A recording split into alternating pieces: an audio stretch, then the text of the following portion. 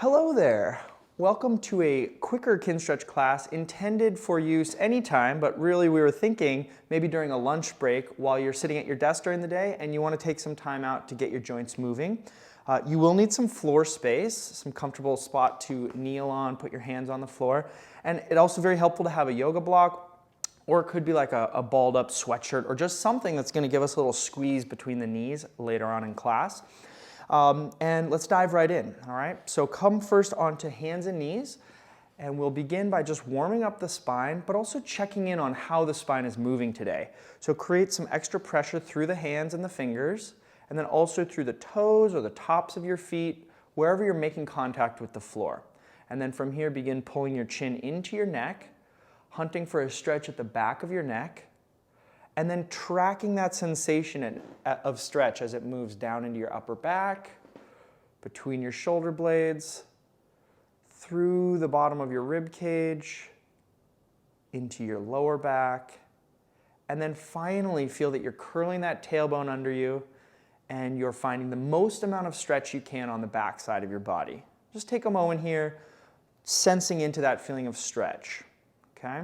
Now also sense into that feeling of active curling of your tailbone, and be sure to hold on to that as we start moving the chin now in the other direction, away from the neck, stretching the whole front line of the neck as you lift your chin, lift your collarbones, continue scooping that tailbone under as you make your way down your spine so that your tailbone is the last part of your spine to move into extension.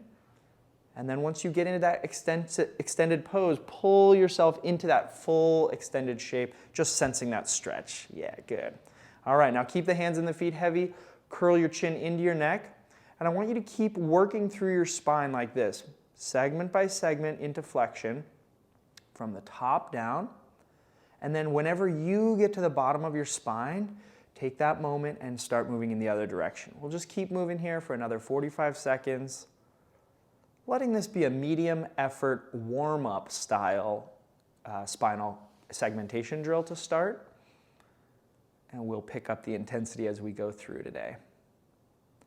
Breathing, but also realizing your trunk musculature is engaged, so you probably won't be able to get the most full breaths possible, but you want to keep that calm feeling with your breath so your nervous system knows, hey, everything's still cool.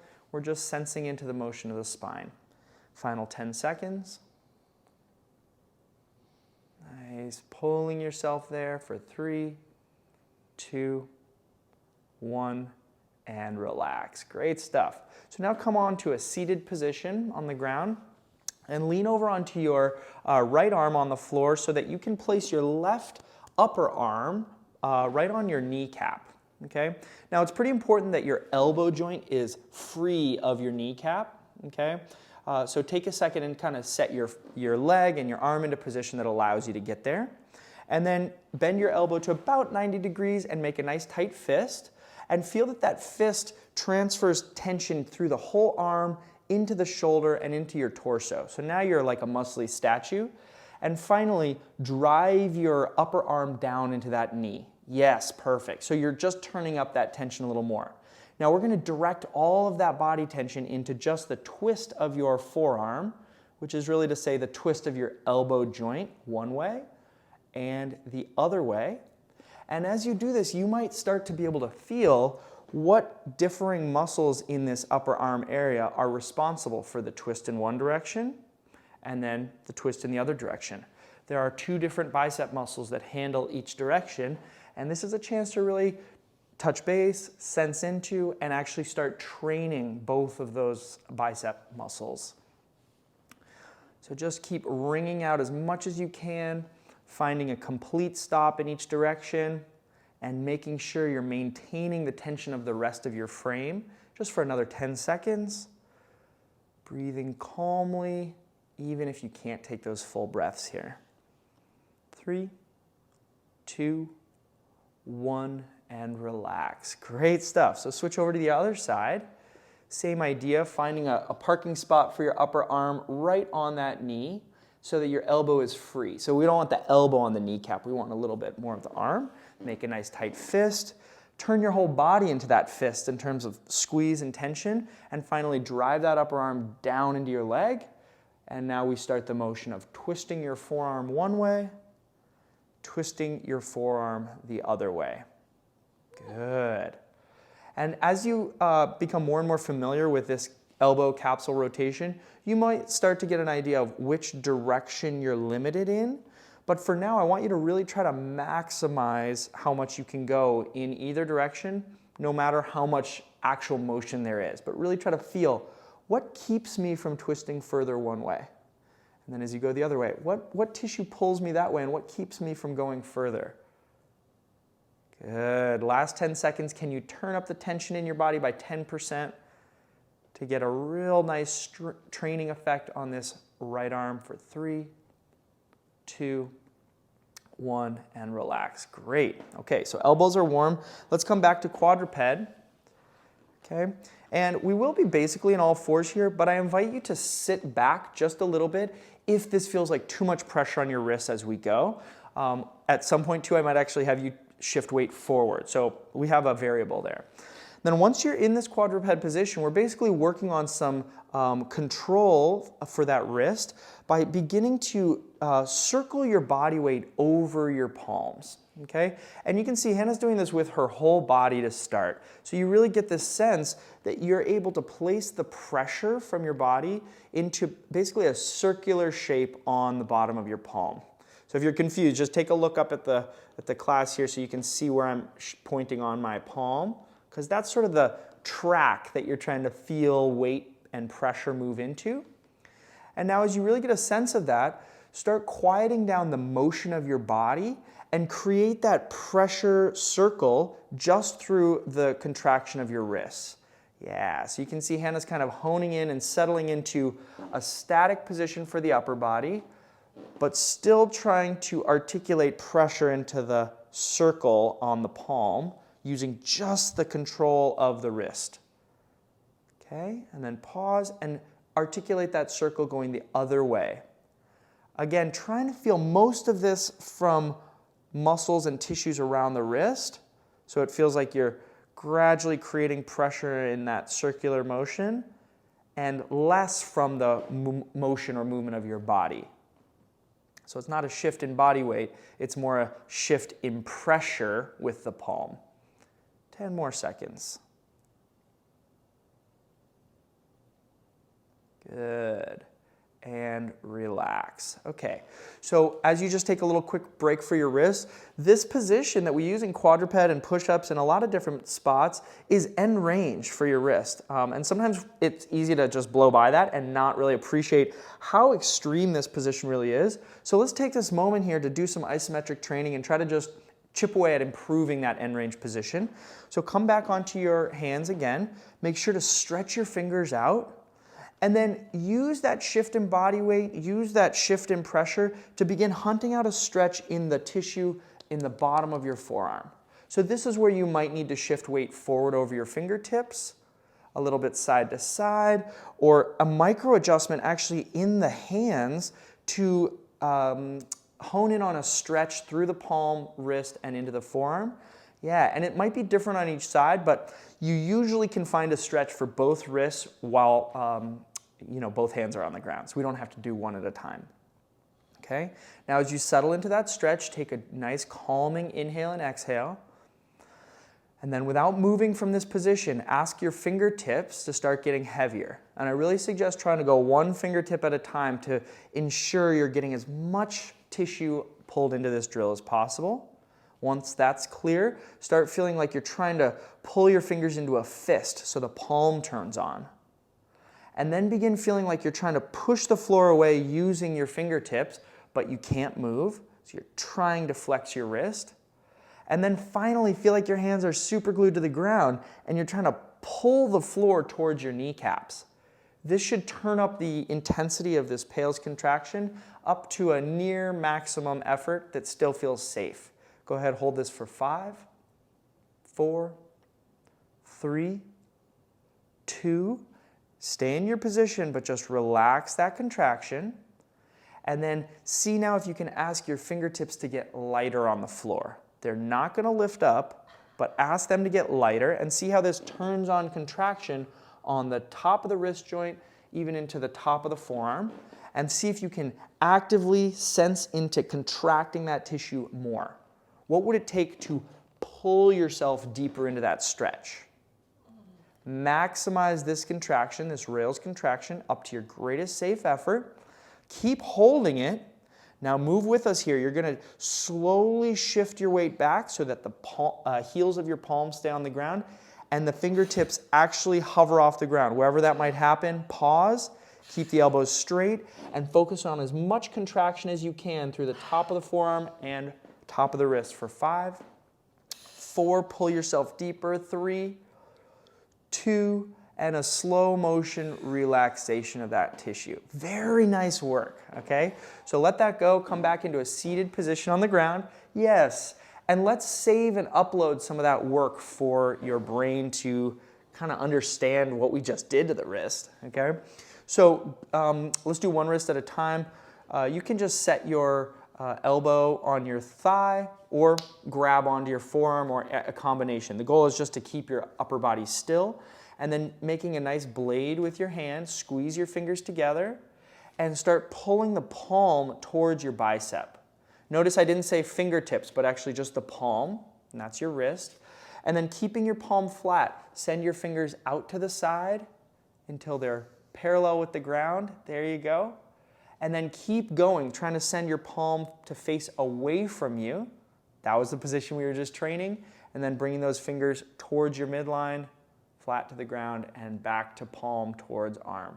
Good. Keep going in this direction for another 15 seconds. Really trying to feel that familiar position that we were just training isometrically and connecting those dots with neighboring positions. This is really how your brain begins to map the joint better. And then pause wherever you're at and reverse course. Good. A win here would be more awareness of tissue around the forearm and the wrist, more clarity of contraction, so you can actually direct contraction there, and maybe eventually more range of motion. So you're noticing, oh, I can get my hand into a more flexed or extended position. 5, 4, 3, 2, and 1. Good. Let that go. Go ahead, set yourself up on the other side.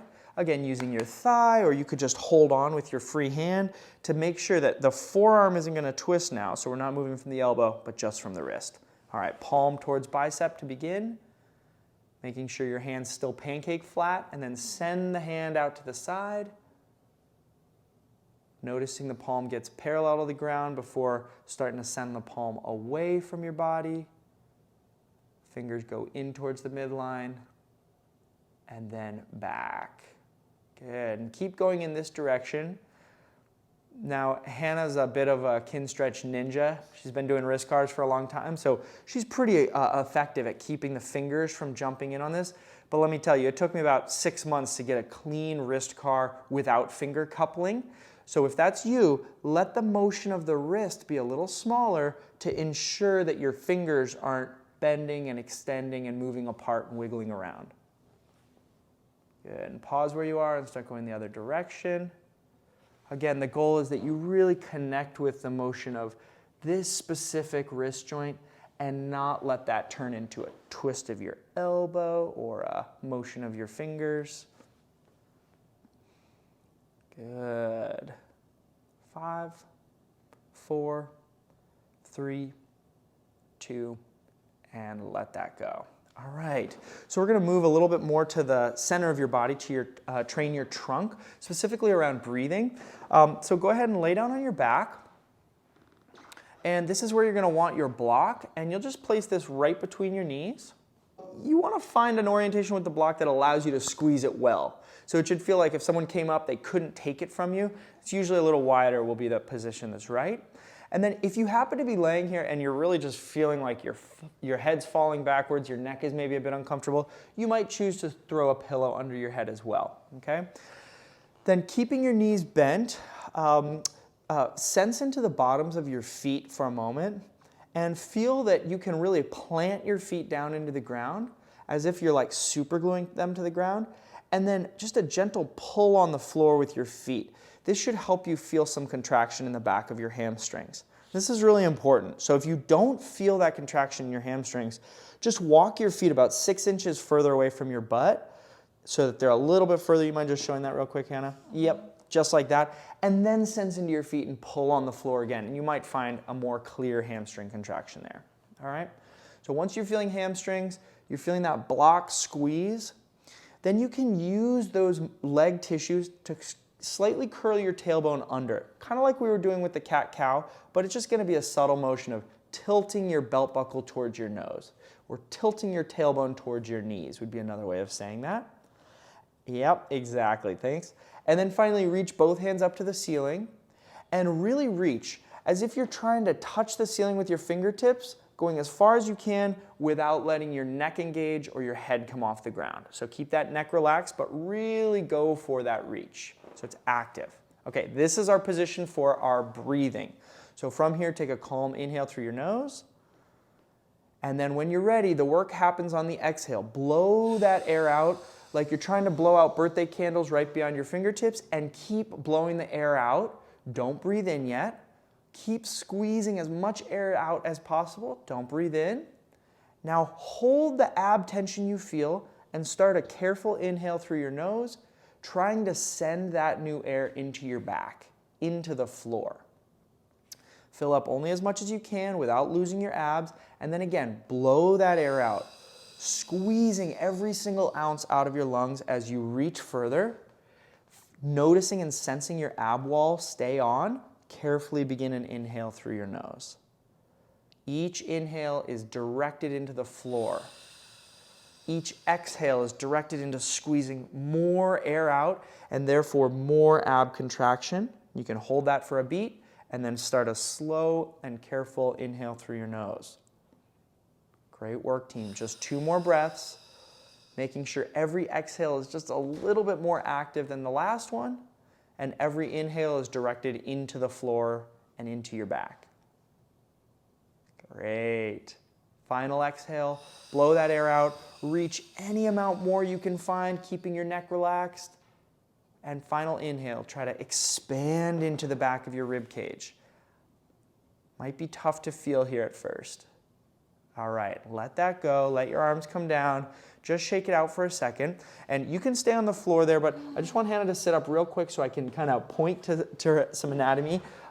So when we're breathing, we're literally trying to expand into the back of the rib cage, which is not something that you can always sense at first. So the key here, if you want to come back onto your back, the key is going to be, again, focusing in on the rib cage as it pulls down with the exhale, and then not letting it come up at all on the inhale. So again, the inhale might not feel like a full inhale because this is locked and blocked and you can't breathe into that area. The only place you can breathe is into your back. Okay, let's try a second and final set.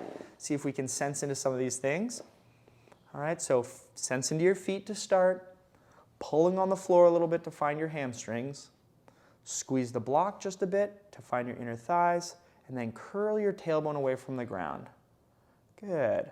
Your butt might get light on the ground, or it might even lift off a little bit, and that would be fine. But you're now feeling your low back and rib cage is pressed into the floor.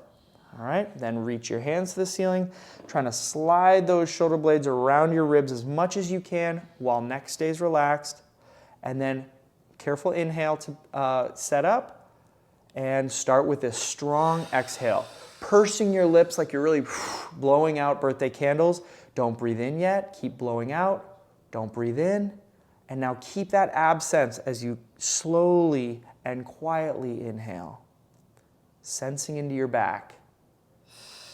Good. Keep going here. Taking your time for about 5 breaths, or you can just go off of our timing here.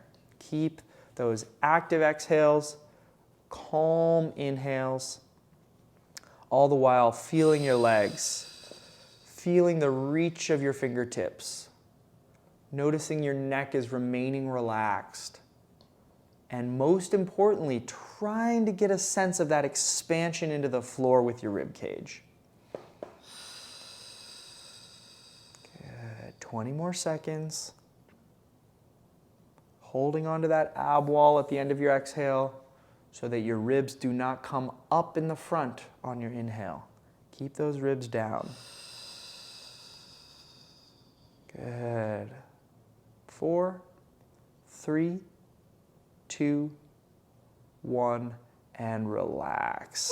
Okay, so don't be fooled by the fact that this is a non-moving drill. This is probably the most intense drill of the whole class here. If you weren't really feeling into that, then maybe next time you take the class, you can turn it up just a little bit. But this stuff can really change how your spine is feeling and moving. So let's go ahead and finish up by coming back onto hands and knees. And take that moment to sense into your fingertips, your feet, your knees, and make all those points of contact just a little heavier so you're even more grounded. And then turn it up more than we did during our warm-up. So you're consciously using a bit more contraction, and begin your cat-cow with your chin pulling into your neck, stretching maybe just 1% more on the back of the neck, while you feel maybe just 1% more contraction on the front side of your spine.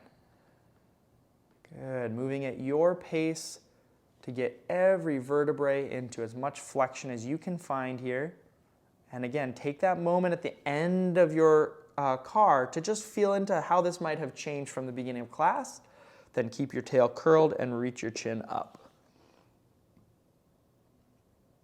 Doing your best to not let your pelvis move as you fully extend your neck, your upper back, all of your ribs and your sternum, and then finally your low back and tailbone moving into extension.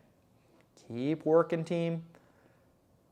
I invite you to turn up the intensity any more that you can find by pushing the floor a little bit more, both with the feet and the hands, and maybe just asking tissue to contract harder if you feel that contraction, if you can locate it in your body.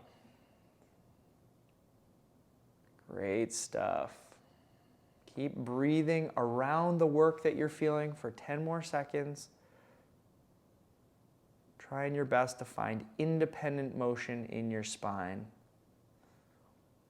For 3, 2, 1, and relax it. Great job on this short but intense class. And let us know any questions you're feeling or having, especially around those sensations in the breathing drill, because that one can be a little tricky at first. All right, see you soon.